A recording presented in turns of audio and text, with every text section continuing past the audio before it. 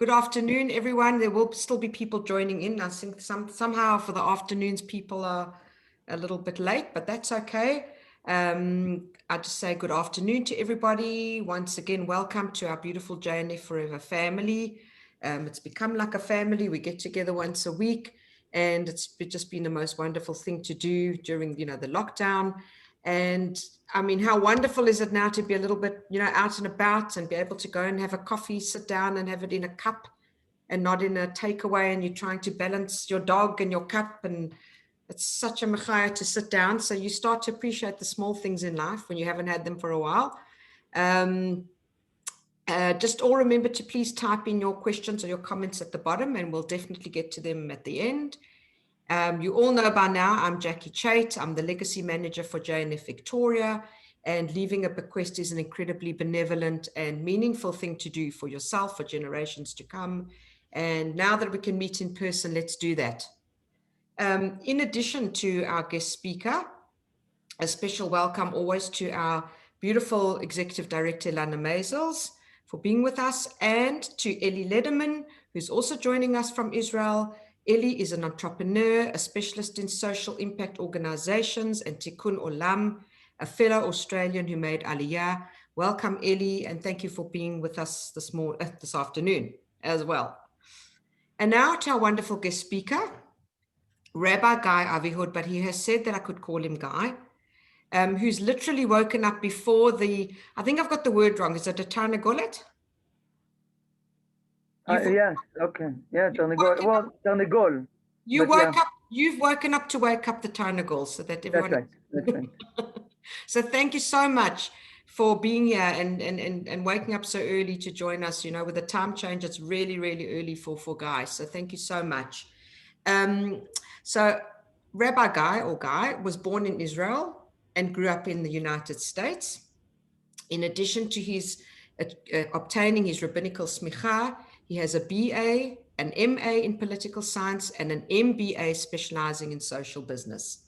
Furthermore, he studied and was certified in Jewish psychology in the Rothenberg Institute in Jerusalem, and is currently and for the past decade been on the staff of the institution.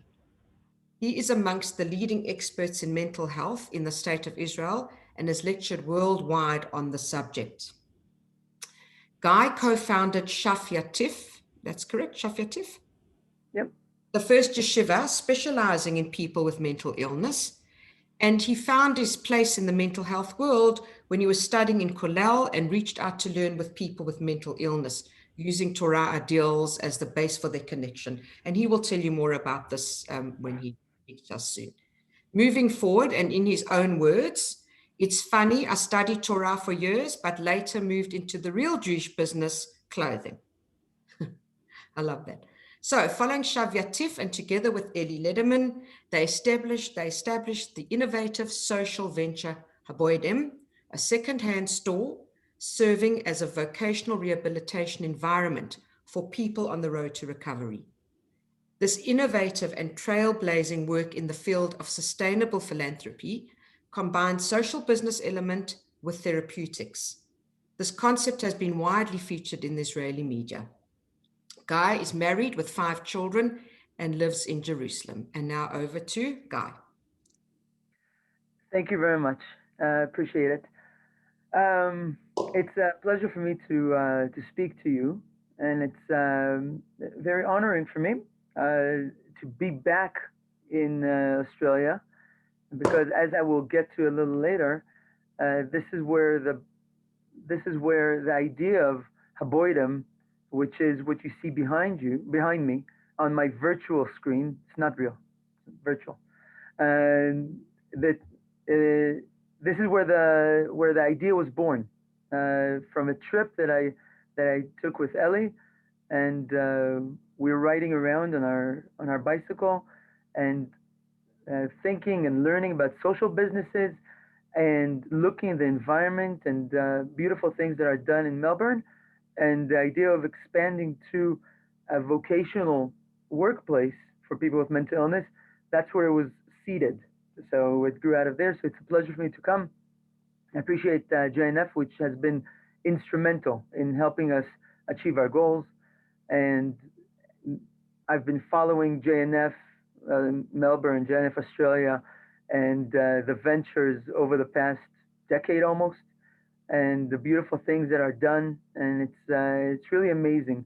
And as Ellie said, about a decade ago, a little less maybe, but people started thinking of moving from hardware to software, from moving from buildings to thoughts to ideas. And while buildings are attached to a certain place, ideas can run wild in the world and change the world. And JNF has really moved with the times and has moved into ideas that are changing worlds and building buildings and ideas together. So it's a real pleasure for me to be here and with this wonderful group. It is early. It's 6 o'clock in the morning now. I've been up for about an hour and a half, also because of the American elections. So I've been trying to figure out Maricopa County if the percentages are going to go for Trump or whatever. I've I've become an expert on little counties in Georgia and North Carolina, places that I never dreamed of knowing. Uh, but maybe as a side idea and then maybe as a thought, there's a lot of stress right now in the world, and elections are not helping. And the stress of being in a lockdown and with Corona, it underscores the problems with mental health. And we don't deal with mental illness; we deal with mental health because a lot of people have mental health issues. Mental illness is just one way to define problems, but we want to deal with the solutions. We want to deal with the health instead of dealing with the problems, and that's where we concentrate on. And I think getting to the end, which is with the story behind me, I will have to start at the beginning. So let me tell you my life story, and if you have questions, please chime in and I will take them. I don't have a set thing to say, so I will be happy to answer questions as they go along and weave them into the story. So I was born in Jerusalem. I'm very, very, very proud of being a Jerusalem-born Israeli because I think Jerusalem brings you a lot of different perspectives.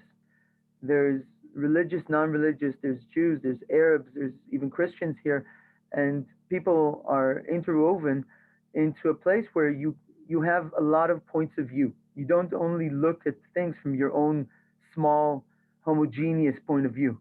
And I was very lucky to be born in a city and to a family that promotes looking at other people and seeing from a broader point of view. At age 12, I moved to America. I grew up in Los Angeles.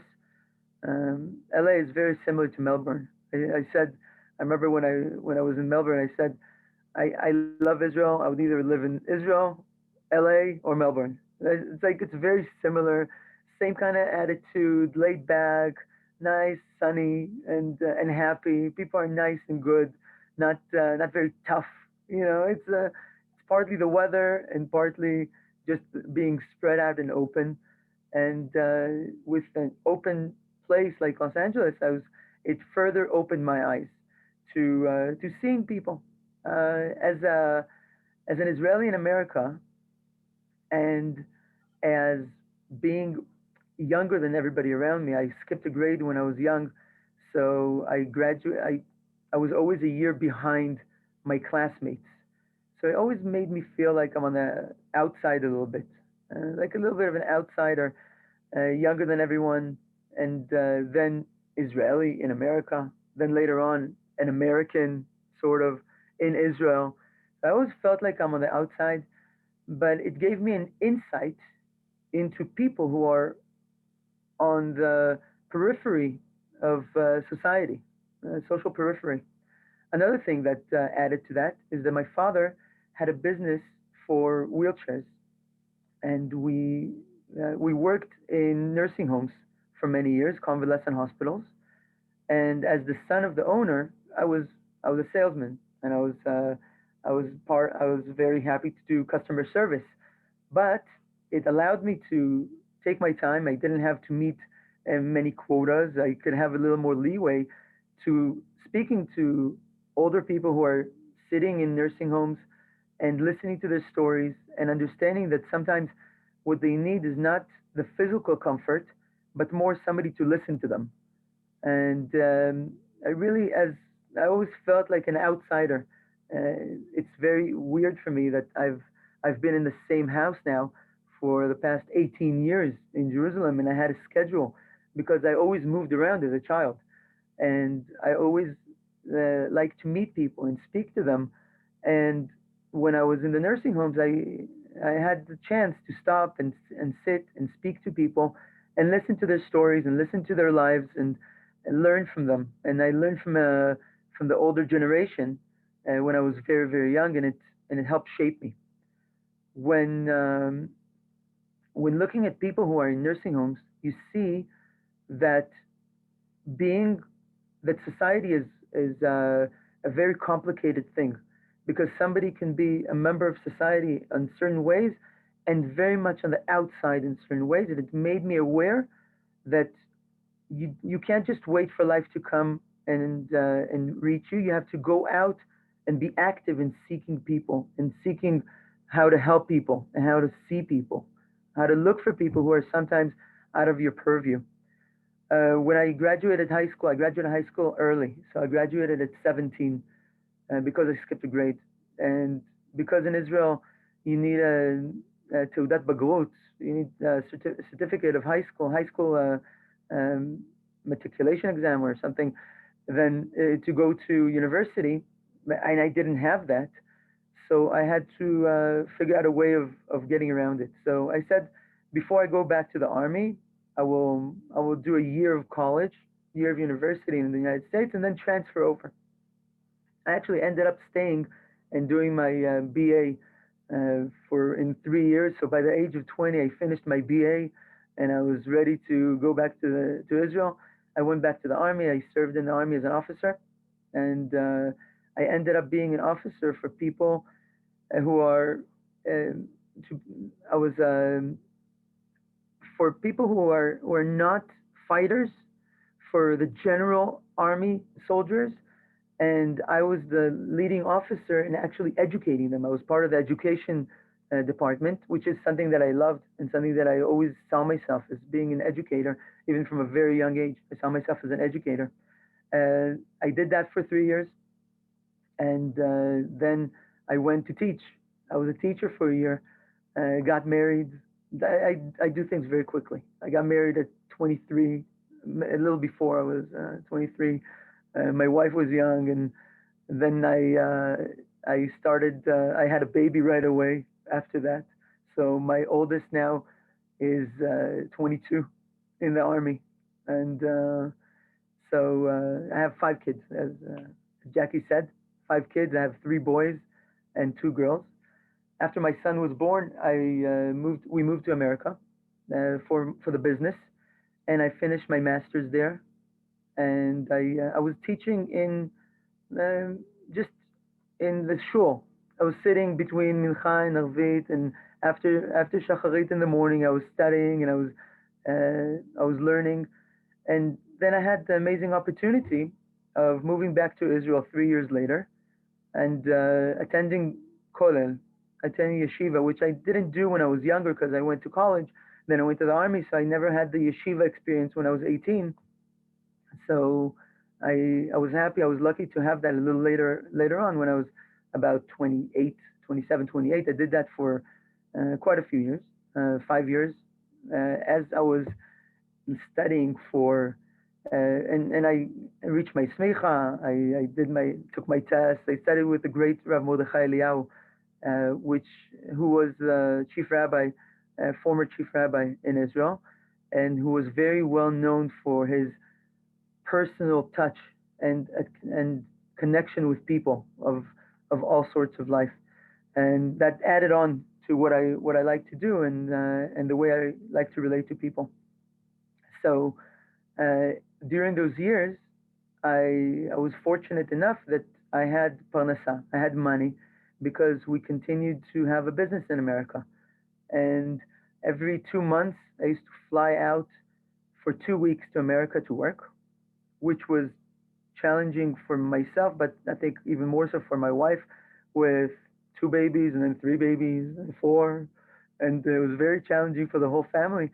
But it did allow us to do what we like, me to learn and to work, and my wife to have babies. So it was nice, worked out.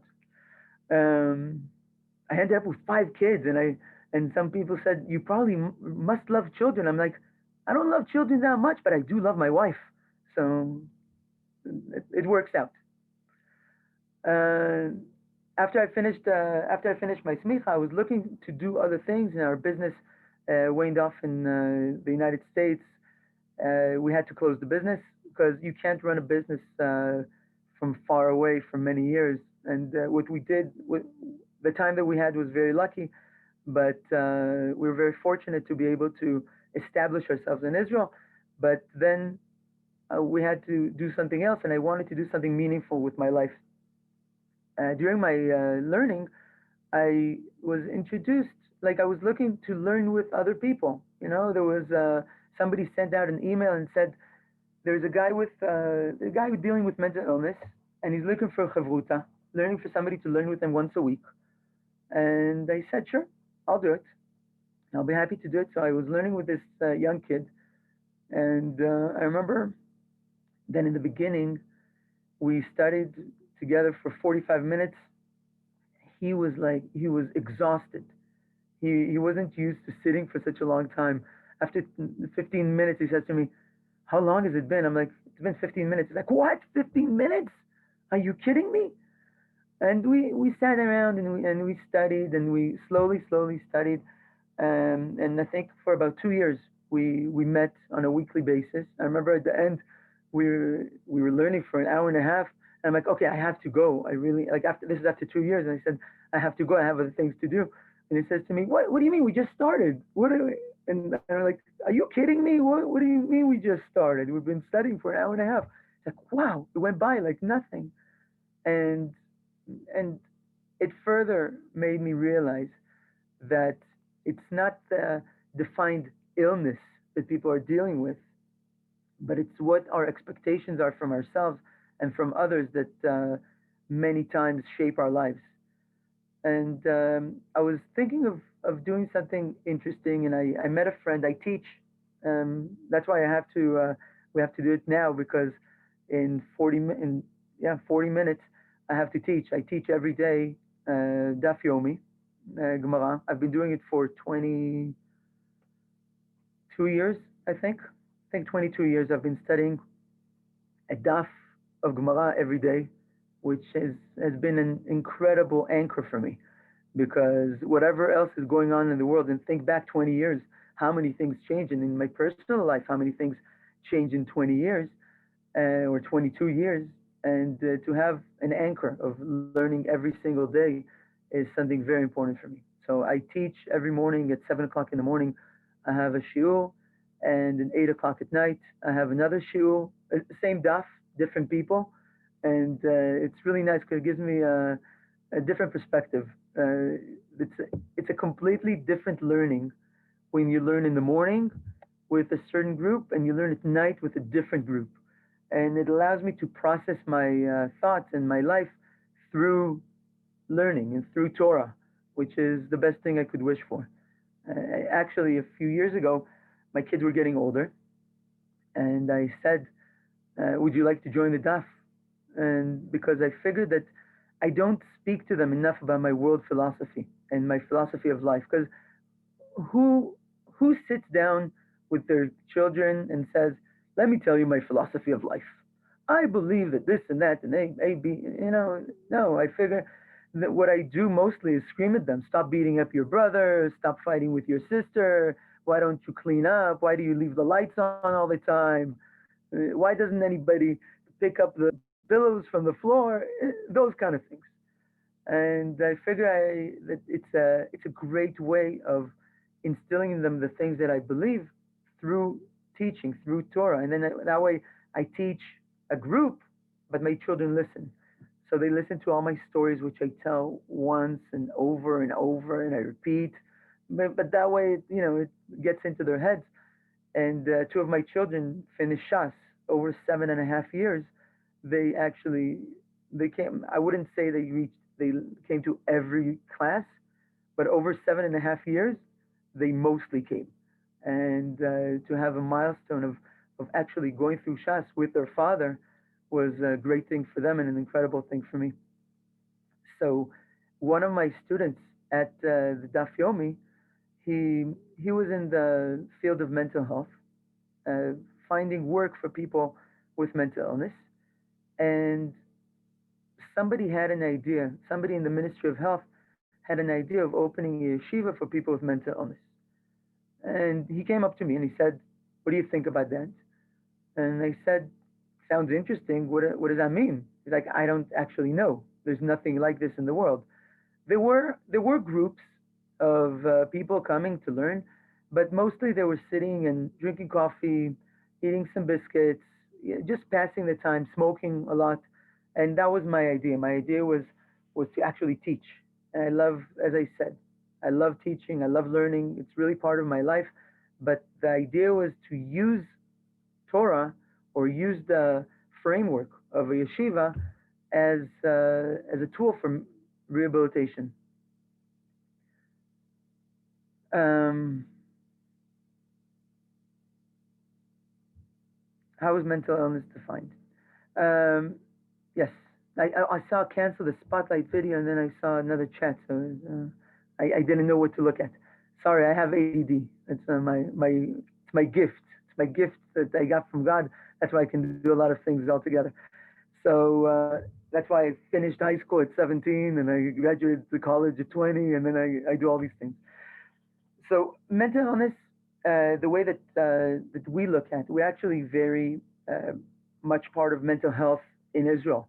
So the people that attend our programs, the yeshiva formerly and now the Boydom, are people dealing with what's called severe mental illness, SMI, which include all of the big ones that we hear about, starting from severe depression, which I'm going to tell you a story about one of our workers who was at home for 3 years, almost never left, suffering with severe depression, to schizoaffective disorders, um, OCD, post trauma, things that, as I say, it's not the definition that stops people, because it's not like you're walking around with a definition, but it's what it causes, and mostly it causes um, hardship in making social connections and going out and having a scheduled life and believing in yourself.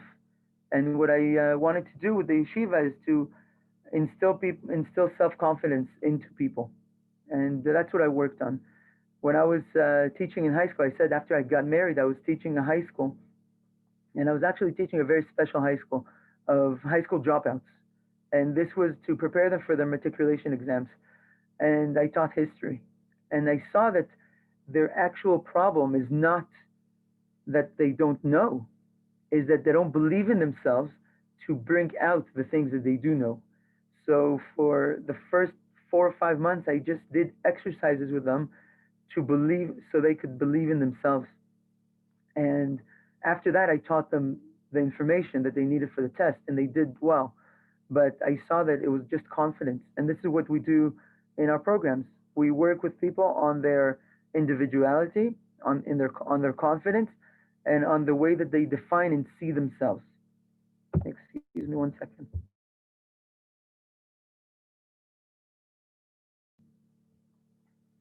It's nice that I can cough with muting and that people don't run away. It's one of the signs of corona.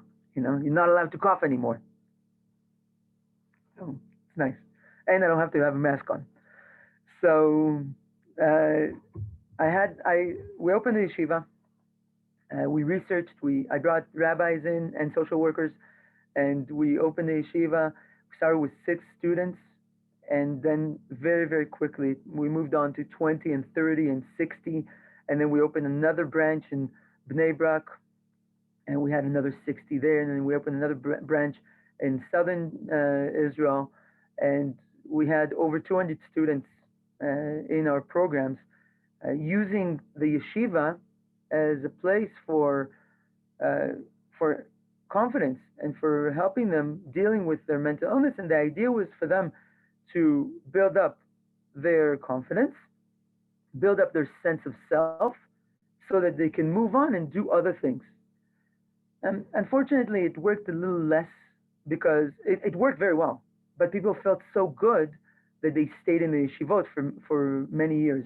And it wasn't a stop and go program as I wanted.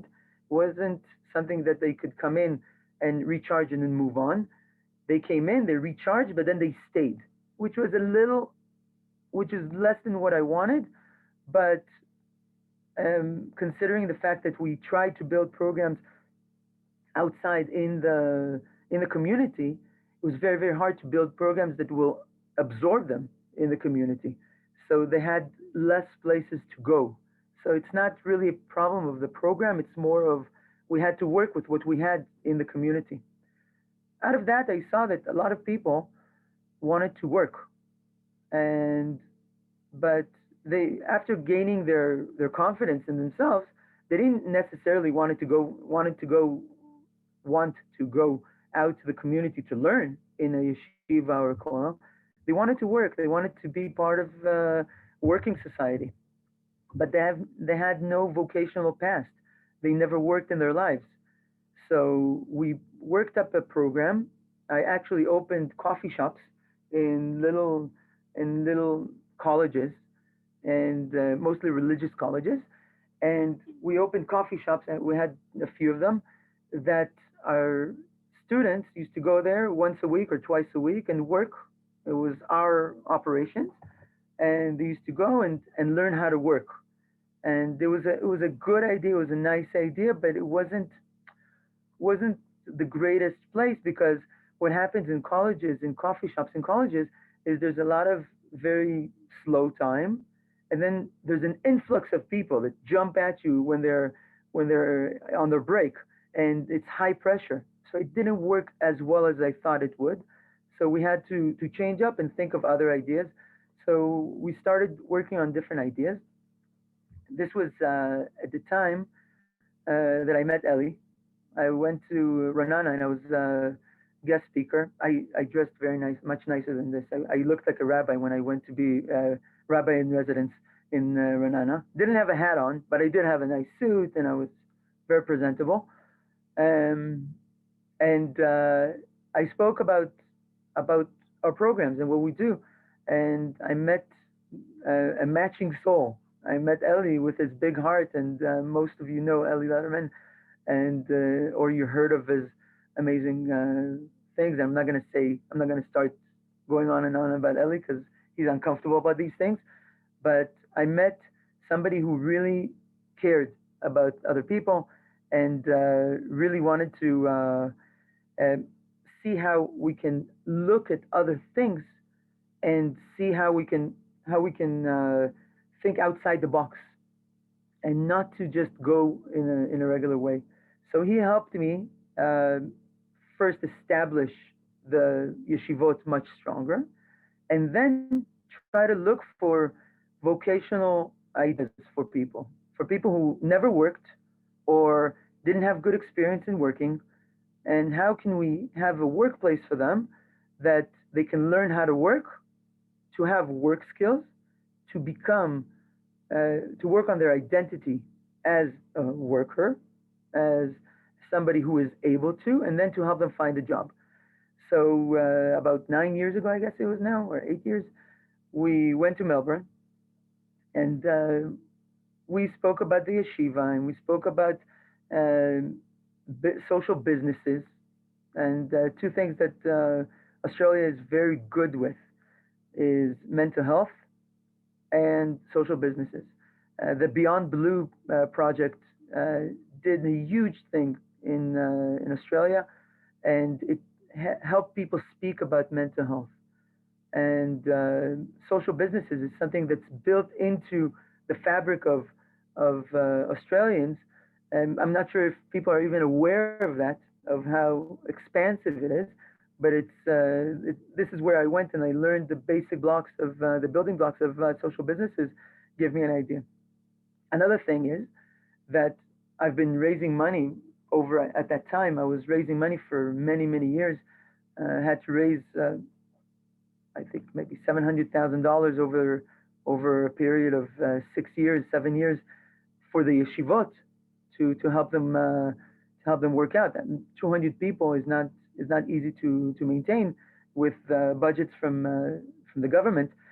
So it was very, very hard for me to raise money for mental illness, because I go out all over the world, whether it's America or Israel, whether it's Australia or Europe, and I speak about mental illness, and people go, "Wow, amazing, so important what you do, amazing. Can we speak?" I'm like, "Sure. Uh, can we go over there and speak over there?" People didn't even want to speak to me in presence of other people because of the stigma of mental health. And very fortunately, this is changing and people are speaking much more about it, but it was very, very hard.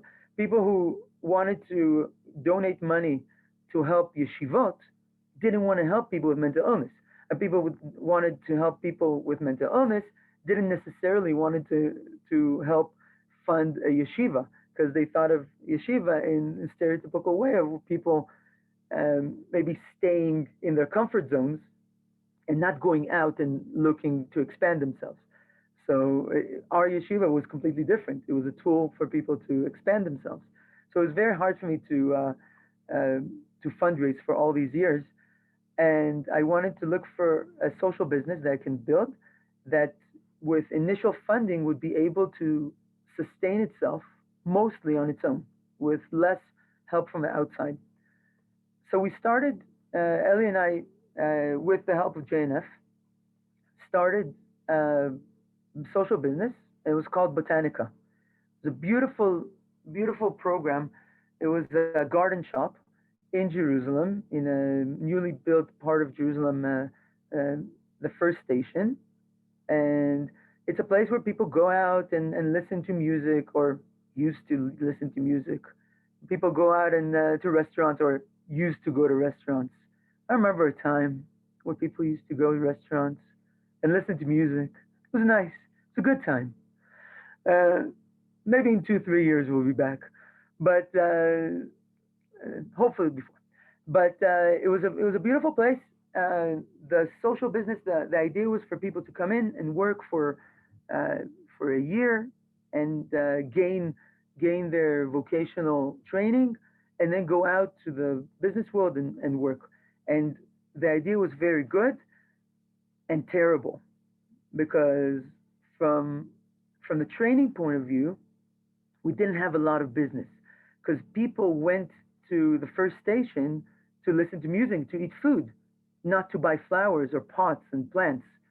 And from a business point of view, is also you have to maintain a flower shop. You have to maintain it very hard, and it really sucked out all the money, because we had to buy new plants all the time so that we can sell nice plants. And it was very hard to get our heads around it. But luckily, we learned a lot. So we could say it was the fertilizer for the next ideas. So you learn a lot out of not succeeding. Failures are a great teacher. And we were lucky enough to realize that we don't have to give up, but we have to learn and adapt. And out of that, we moved on to opening the Boydom. I was looking for a place where I can have a lot of interaction with people, and it could be something sustainable, both in environmental ideas and financially. And we work at the Boydom, which is, as you can see behind you, if you didn't guess yet, it's a secondhand clothing store. We receive clothes from people. We uh, go through them. We look for the best clothes. The clothes that are not good enough to sell, we send out to be recycled, and they make rags out of it, or other things. Unfortunately, not enough is being recycled in the world, but we try to do our job.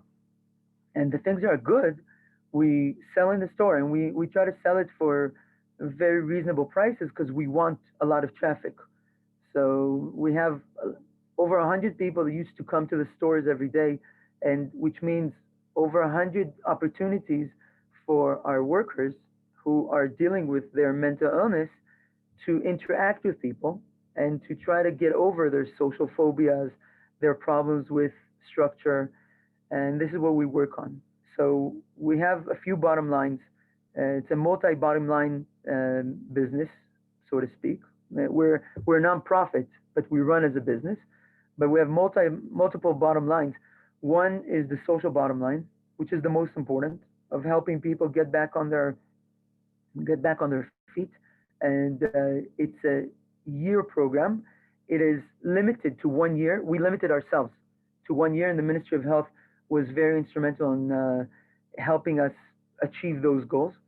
So we limit ourselves to 1 year, because I think that what you cannot achieve in 1 year, in 3 years you can achieve less, because time stretches on and you don't see the end, and then sometimes the fact that the year goes by and ends, that is the biggest catalyst for change. So it's a 1 year program helping people define themselves as workers, and then we help them find jobs, competitive employment. We continue to not only find the jobs, but keep the jobs. And we have workers that have already been working in competitive employment, just in regular jobs. They've been working for 3 or 4 years already, doing very well.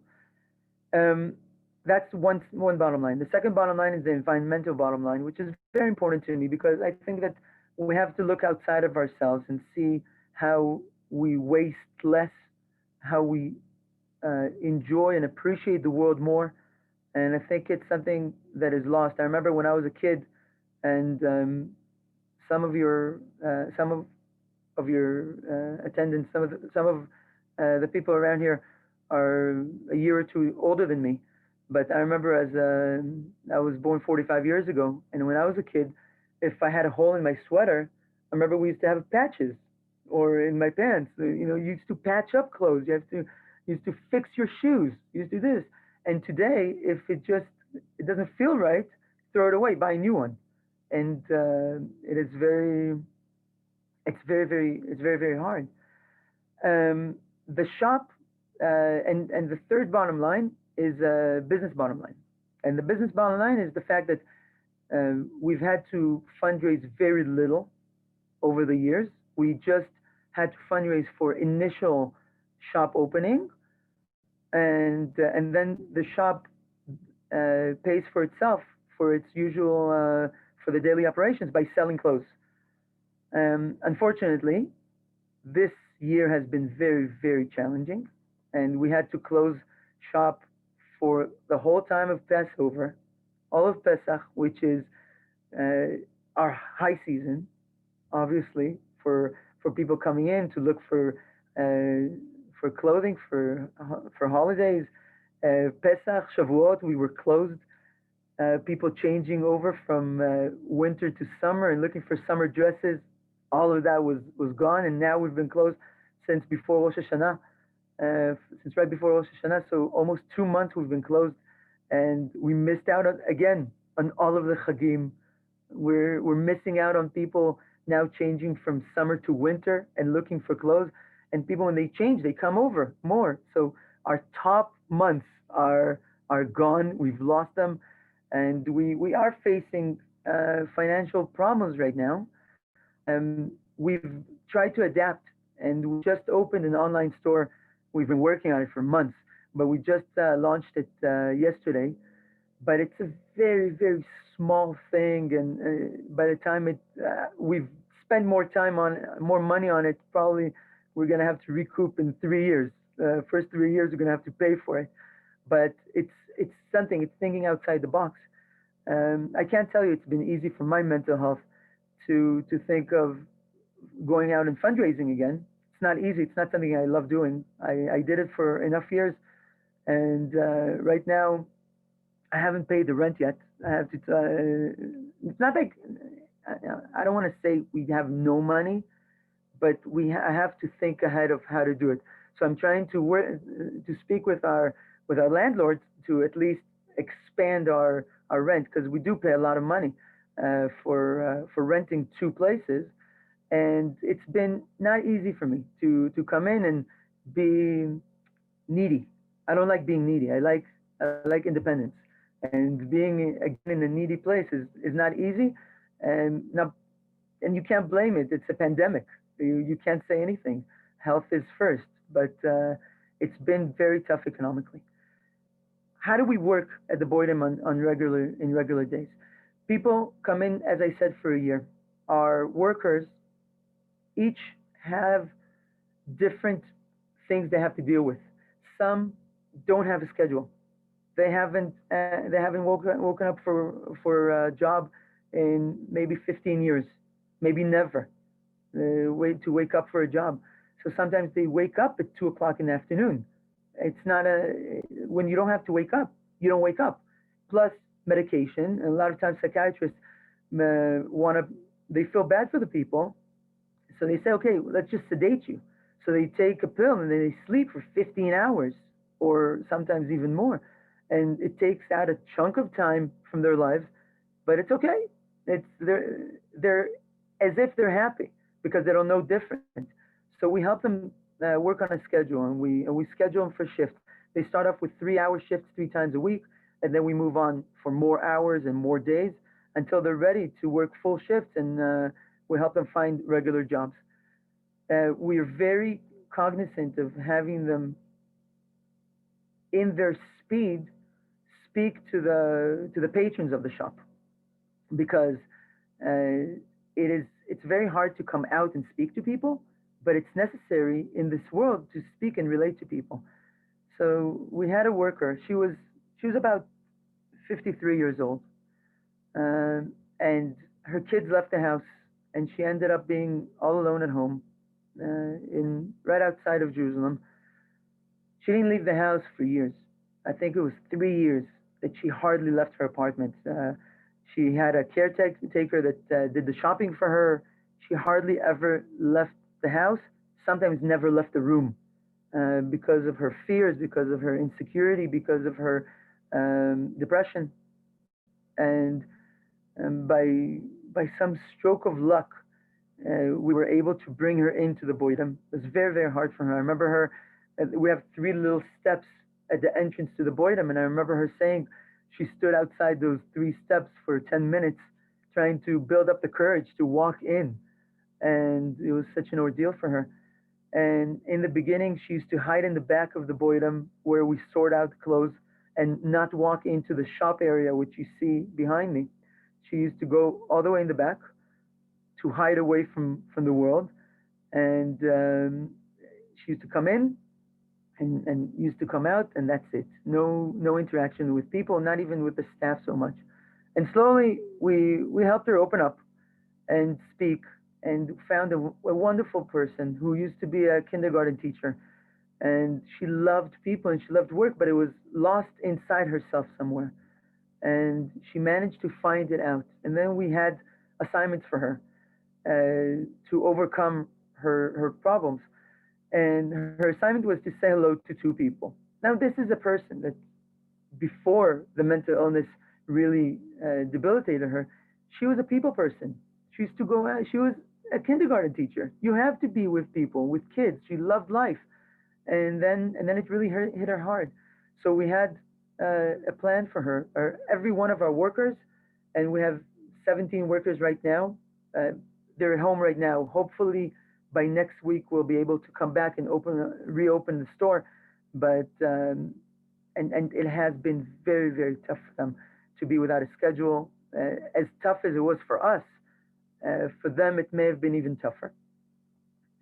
So let's go back to a worker.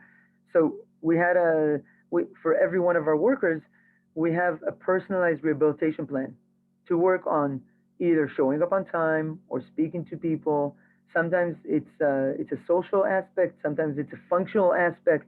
Sometimes it's how to get things right and have self-confidence that you can go out and be around people. It all depends on every person's background. Her assignment in the beginning was to say hello to 2 people in a day. In a 3-hour shift, she had to go and say hello to 2 people. So she used to work up her courage for 10 minutes, go out, say hello, and run back out, run back to the back. And she did that for a few weeks. And we worked on that. We encouraged her, and our social worker and our occupational therapist spoke to her to ask her, how does it make you feel? And what do we do? And how do we make it better? And we worked on certain tools to help her make this interaction a little smoother. So after a few months, I remember coming downstairs. I have an office upstairs there. I have an office upstairs, and I came down the stairs, and I see her standing with a client. This is 6 months later, standing with a client in front of the mirror and saying, "So, what are we looking for right now? How do we like this dress?" And I took her back and I said, "Oh my God, is this the same person?"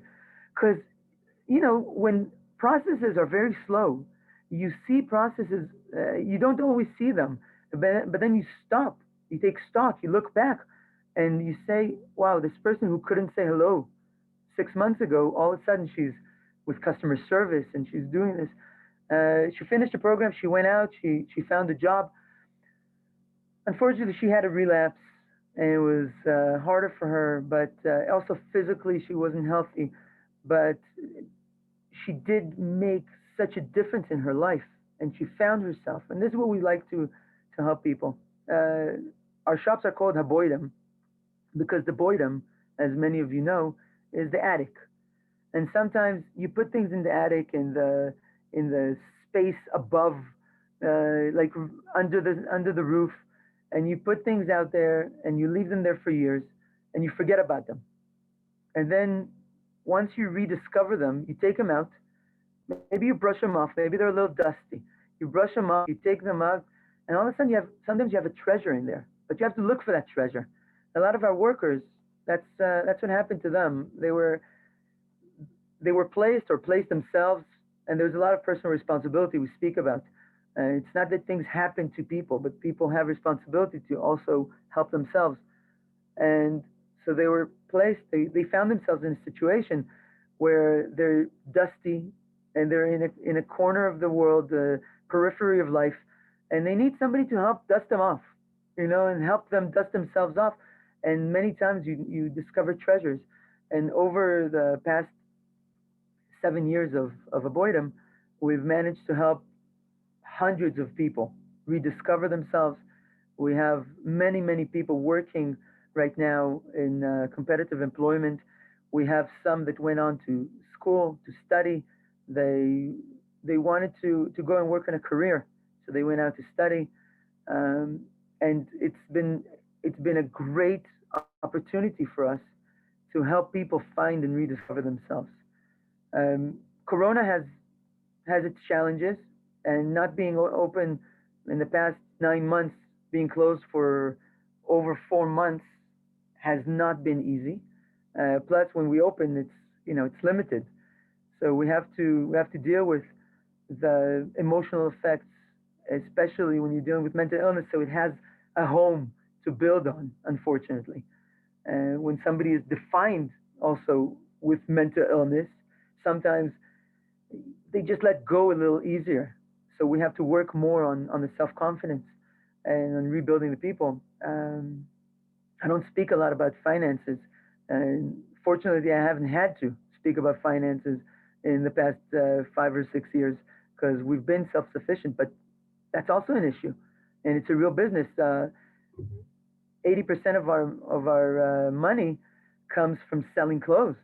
Most sheltered workshops, which is what we're defined as, most sheltered workshops, they finance themselves by charging the government for their services, for the rehabilitation services. But since we're a boutique place and we don't take in hundreds of people, we only take in a very limited number of people at each time. We have to sell clothes for it, and it's a real pressure that we have to go through. And you know what? I look at the good things in it because it was very nice and very good. It was easy for us to be financially stable for many years. And sometimes you forget that it's not a given that you're financially stable. And I think that these few months have given us a little bit more humility. And humility is always good for people. And I feel much more humble in this time, and how small I am, how vulnerable I am. And it's a blessing to be able to look at it. I speak a lot about blessings. My God, I might be a rabbi, like looking at these things. I don't know, but I do think that if you can have the right attitude and think of hardships and see what they bring, the good things that they bring out, then it's something that you can grow from. And I preach about growing from hardships, and I'm very happy that I can look at these hardships of Corona and see how we can grow from them. Look at this. I'm sitting here and you're sitting in Melbourne. It's a different day. Instead of flying out and being and meeting with some people from your home, you're sitting and you're exposed to the world, and there's other things that have changed the world. Our workers get paid. We pay them less than minimum wage, and it's part of our idea. We don't want to pay them minimum wage because we don't want to create a golden cage where it's so comfortable. And we have an amazing staff. My wife, oh my God, I didn't mention my wife. I hope this is not recorded. Oh my God, it is recorded. So my wife is my wife is my bedrock, and we've been working together for the past 7 years in the Boydom. She is the store manager, and she's in charge of scheduling the people, and she's in charge of customer service, and she's in charge of the clothes, what goes out and what the pricing is, and she's in charge of everything. So I work with my wife for the past 7 years or so, and it has been incredible. Best decision ever for us. It's not easy for a lot of people to work with their spouses. For us, it's been a blessing. But we pay our workers. This is part of what we want to do. We want them not to be too comfortable. Our staff is amazing. We have an amazing staff that has stayed with us for a long time. But out of having such a nice, comfortable space, people don't have the motivation to go out. So we pay them, but we pay them a little less than minimum wage, so that when they go out to the world, all of a sudden they earn a lot more and they feel a lot better about themselves. Some places in sheltered workshops really pay very, very little to their workers, and I think it's not good, because people that get paid very little think of themselves as if maybe they're worth very little. So we try to give them a fair wage, and we have paid staff. We have 11 people on staff that are shift managers, and we have weekly meetings about how to help individuals. We only have 1 year, so you have to be very intense in helping the worker. Our social worker is in charge of disseminating the information to the staff, so we can work as one unit to help people achieve their goals. I have 4 minutes. Luckily, I teach right outside my house, so I have like 3-4 minutes. So well, I think I have to listen. you proved that you were really smart, because you were reading the questions and answering them as you went along. So that's actually really clever, because the questions have all been answered. So I'll just see I'll just open up if there's just anyone who, if anyone has a question, unmute yourself. I think that's the best thing to do at this stage. If anyone wants to ask anything, just unmute yourself, and we've got time for 1 or 2 quick ones. If there aren't any more questions, then we will, anybody? I can't always see if there aren't any questions, because as I said, I think you were really, that was amazing. Anyway, to me, that was absolutely fantastic. I personally got such nachas out of that, and also the daf yomi. I know from my own personal experience, my father did that later on in his life. He hadn't been to a Jewish day school. He didn't know Hebrew. He taught himself, and he did daf yomi, and it took him 7 years. And it's a big achievement for any age. So I think kol hakavod. I've called it kol COVID, by the way. So yeah, right. So much. You can use it. I spoke about humility, and I think that COVID spoke to us a little bit about COVID, about how people look for the kavod. And I think that you only grow out of humility. You only grow out of looking outside of yourself. And if you're concentrating on yourself, then there's nowhere to go. Because that's it, you're perfect. If you look at other people and where you are missing, where other people can help you and where you can help other people, that's how you grow. Absolutely, absolutely. So today I would like to call upon our lovely Executive Director, Ilana Maisel. She's going to be doing the vote of thanks because her and Guy have, a relationship. We're from JNF, as he mentioned. So I'm going to hand over to Ilana for the vote of thanks. Thank you, Jackie. But actually, Guy and I have few. We both from Jerusalem. I was born in Jerusalem as well, so we find something in common, which is great. And I also find myself like you. I find that I'm getting really distracted when I see a lot of things happening at once. And when I saw you reading the questions and answering, and it's exactly what I do. So we have few things in common already. But I just want to say thank you for today. I've been in the shop in Aboyden a few times, and I saw it in my eyes, and I saw how you made such an impact on the people who work coming and working, and how you gave them some reason to get up in the morning and do something positive for the community. So I saw that, and I also remember that I bought some treasure that I found that I paid for them, and I was happy to pay, and it was fantastic. You can always find something like really beautiful clothes, and it's all maintained in a very clean and all beautiful, really. So kol hakavod for the job that you're doing in Jerusalem for these people. And I hope that your lockdown will be over very soon, like we were blessed to get out. And I hope that Jerusalem and you and all the people will come back, because I think it's also impact a lot of people mentally to be in lockdown. So I hope these people will recover quickly. And really, thank you for today, for the amazing talk. And you taught us a lot, and I'm still learning from you, which is fantastic. And thank you, Ellie, for also joining us today, and for the amazing work that both of you are doing in Israel. Kol hakavod for, and just thank you very much. I'm sorry I have to run. I will leave, but if you have questions, you can ask Ellie. He knows everything. He knows more about things than me. So it'll be. If there's any more questions, we're happy to take them. Yeah. Thank you very much. Thank you, Guy, and good luck with everything. And we'll see you in Jerusalem next year. Absolutely. Soon. Or Melbourne, who knows? Or Melbourne. Bye. Anyway, if anyone else has got any questions, feel free to ask. I'm just, for some reason, my screen's gone very tiny. Is Ellie still here?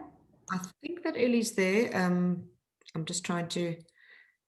I think he was there. I'm not sure. Yes, I am here. I'm just a little bit busy with my morning operations, so I had to disappear virtually. But.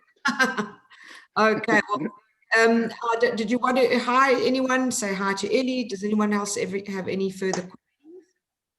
And you can unmute yourselves. As I say, I don't know what's happened to my screen. Hi, Ellie. Hello. Hi. Hello, Ellie. Thank you very much. Okay. I should say it's just been it's good that the guy's not here, but he is an amazing person. He has such a positive disposition that just transfers so much goodwill to people come into the shop. I have in Ra'anana, people drop over clothes, and there are opportunity shops or thrift shops in Ra'anana as well. And our garage has become the drop-off point, and we have other drop-off points around the country. And people say to me, we know what you do with the clothes, so it adds another dimension to not just we're providing a service to people who can get rid of their good clothes, and they know that they're feeling good about getting rid of it, but they know that how much more we get by giving. And we get from designers and from importers of beautiful, beautiful clothes. So people who do buy come into the store, and they come in often. We have people who really enjoy coming to the Boydom on a regular basis to see what Metzias have come. So it's been a privilege to be part of that exciting exercise, and we're hopefully one day soon we'll expand as life comes back to normal. Absolutely excellent, and Mitzian. Well, thank you so much for that, and to everybody for being here today. We won't have an event next week, but we will hopefully be back the week after. So thank you all for joining us, and enjoy shopping. Thank you, Ellie, everyone. Thank you so much, and have a lovely afternoon. Bye. Bye. Bye.